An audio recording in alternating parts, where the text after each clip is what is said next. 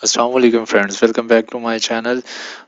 जैसा कि आपको मेरे हाथ में नज़र आ रही है कि मैंने लिक्की मोली की जो है वो इंजेक्टर क्लीनर पकड़ा हुआ है। तो ये मैं आपको बताता चलूँ कि जिन लोगों की गाड़ी में नॉकिंग का मसला है, बड़ी शॉर्ट सी वीडियो है। जिन लोगों की गाड़ी नॉकिंग करती है, मींस कि इंजन में से आवाज़ आती है कड़िन कड़िन की, या फिर एक्सलेटर ज़्यादा देने पे जो पिस्टन की आवाज़ होती है, खड़क होती है।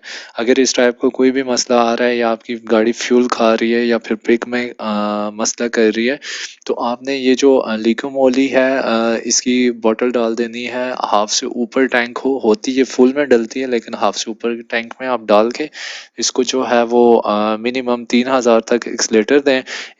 30 सेकंड तक इसको एक्सलेटर आपने दे ही रखना है, चाहे वो हाइब्रिड गाड़ी है या सादी है। उसके बाद इसको आप लॉन्ग रूट पे निकाल लें और सही एक्सलेटर दे के इसको चलाएं, इंशाल्लाह आपकी नॉकिंग ख़त्म हो जाएगी। आई होप सो आपको वीडियो पसंद आई हो।